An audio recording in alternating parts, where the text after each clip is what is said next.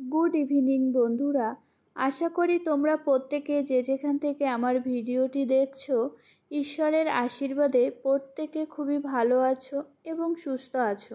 আমিও কিন্তু বেশ আছি। উদিতার হ্যাপি ফ্যামিলিতে আমার সকল বন্ধুদের অনেক অনেক ভালোবাসা ও ওয়েলকাম জানিয়ে আমি আমার আজকের ভিডিওটি শুরু করছি। আজ রবিবার, এখন সময় হয়ে গেছে বিকেল 5টা। আমরা কিন্তু রেডি হয়ে গেছি, আর এখানে এই যে আমার মাম্মামও সেও রেডি হয়ে গেছে। তবে আজ মাম্মাম কিন্তু নিজেই রেডি হয়েছে, আর নিজে রেডি হয়ে টিপটাও কিন্তু নিজের পছন্দেই পরেছে। তবে মাম্মাম না সব সময় যে কালারের জামা পরে চেষ্টা করে সেই কালারেরই টিপ পরার। তবে এই জিনিসটা আমার খুব একটা ভালো না লাগলেও মাম্মামের বায়না মেটাতে আমাকে কিন্তু ওটা পরাতেই হয়। যাই হোক, অনেক মানিয়ে অবশেষে আমরা কিন্তু এই যে বেরিয়ে পড়েছি। এবার বলি মানিয়ে নেওয়ার কথাটা এখানে বললাম কেন। আসলে ওই যে বাটারফ্লাই ডানাটা পড়েছিল ওটা না ও কিছুতেই খুলে রেখে আসতে চাইছিল না। অনেক মানিয়ে তারপর কিন্তু আমাদের আসতে হয়েছে। আমরা বাড়ি থেকে বেরিয়ে প্রথমে চলে গেছিলাম আমাদের বাজারে একটা পার্লারে। সেখান থেকে আমি আইব্রোটা করে এই যে রওনা দিয়েছি। এই যে মন্দিরটা দেখতে পাচ্ছ, এটা হচ্ছে একটা শিব মন্দির, আমাদের এখানে নতুনই হয়েছে। আর আমি ভেবেছিলাম এই মন্দিরটাতেই পুজো করতে আসব। কবে আমাকে ভগবান আনবে সেটা আমি জানি না। আসলে সবই ভগবানের ইচ্ছা। ভগবান যেদিন চাইবে আমার পুজো নিতে সেদিন ঠিক আমাকে ভগবান নিয়ে আসবে। এখন এই যে আমরা বেরিয়ে পড়েছি। সকাল থেকেই না ভিডিওটা কন্টিনিউ করতে পারিনি। ওই যে মনটা না সকাল থেকে এত বেশি খারাপ ছিল, আর কিছুই ভালো লাগছিল না। মন খারাপ থাকলে না কারোর সাথে কথা বলতে ভালো লাগে, না কোনো রকম ভিডিও ক্লিপ নিতে ভালো লাগে। তবুও হাজার মন খারাপের মধ্যে দিয়ে কিন্তু সংসারের নানান কাজকর্ম করেই চলেছি। আসলে বাড়ির বউদের কর্তব্যের শেষ নেই। তারপরে হঠাৎ করেই মাম্মামের পাপা বলল, রেডি হয়ে নাও, একটু ঘুরে আসি। তবে প্রথমে না আমি যেতে চাইছিলাম না, যেহেতু মাম্মাম এই 2 দিন হলো শরীর খারাপ থেকে উঠেছে। তবে মাম্মামের পাপা এতবার অনুরোধ করার পরে অবশেষে কিন্তু বেরিয়ে পড়েছি। কোথায় যাচ্ছি সেটা কিন্তু জানি না, তবে প্রিয় মানুষদের নিয়ে কোথাও যাওয়ার সত্যি মজাটাই আলাদা। তবে আমার মনে হয় প্রিয় মানুষদের সঙ্গে সবসময় বেরোনোর জন্যে কোনো কারণ থাকা লাগে না, যে কোনো সময় বেরোনো যায়। সব সময় বেরোলেই যে কেনাকাটা খাওয়া দাওয়া করতে হবে তার কিন্তু কোনো মানে নেই। প্রিয় মানুষদের সঙ্গে না একটু নিরিবিলি 5 মিনিট কোথাও দাঁড়িয়ে কথা বললে অনেক শান্তি।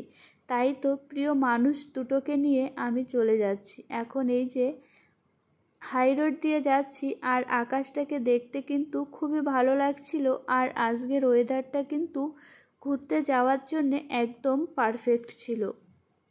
অবশেষে আমরা কিন্তু একটি ধাবায় গিয়ে বসেছিলাম। সেখানে গিয়ে একটু নিজেদের মতন করে সময় কাটানোর চেষ্টা করছিলাম, যেখানে আমাদের কেউ ডিস্টার্ব করার মতন ছিল না। এই যে আমরা পৌঁছে গেছি সুরিপুকুর। অনেকেই হয়তো বা চিনে থাকবে যারা বারাসাতের আশেপাশে থাকো। আর জায়গাটা কিন্তু খুবই সুন্দর ছিল, একটা মনোরম পরিবেশ।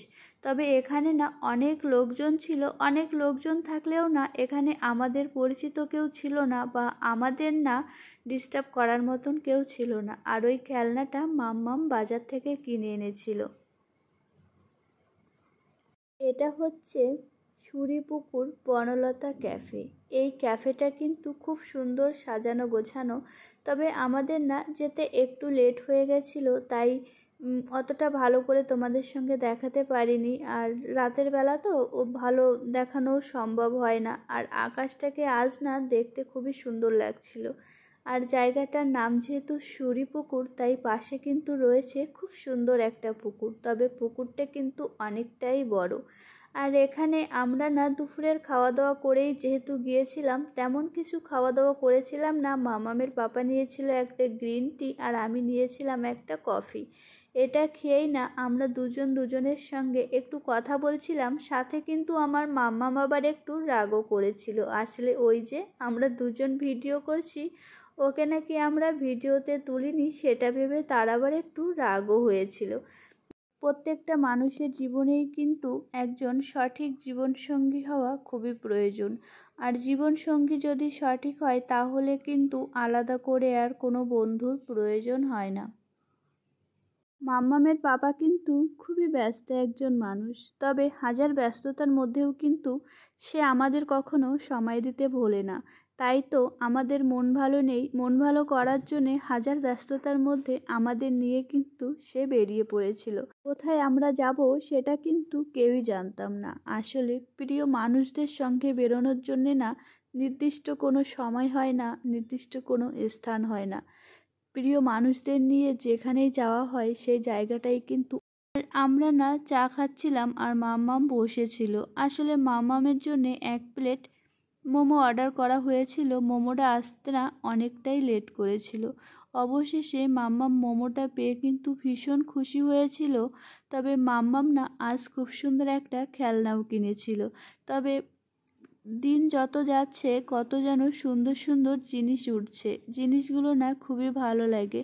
যাই হোক, সেই খেলনাটি তোমরা দেখে নাও সেই খেলনাটি কী ছিল। মাম্মামের খুব পছন্দের একটি খাবার হলো মোমো। আর এই হচ্ছে মাম্মামের খেলনাটি। এটিকে ফুলের মতো দেখা যাচ্ছে, তবে এটাকে কিন্তু ক্যান্ডির মতো দেখতে লাগে। আর এই যে স্টিক মতন রয়েছে, এটাকেই যদি 2 হাতের সাহায্যে ঘোরানো যায় তাহলে কিন্তু ওই ফুলের মতো হয়ে যায়। তবে খেলনাটা কিন্তু আমার বেশ ভালোই লেগেছে। যাই হোক, ভিডিওটি আমি এখানেই শেষ করছি, আর বেশি বড় করছি না। দেখা হচ্ছে আগামীকাল আরও একটি সুন্দর নতুন ভিডিওর সাথে। ততক্ষণ পর্যন্ত তোমরা ভালো থেকো, সুস্থ থেকো এবং এভাবেই আমাদের ভালোবাসা দিতে থেকো।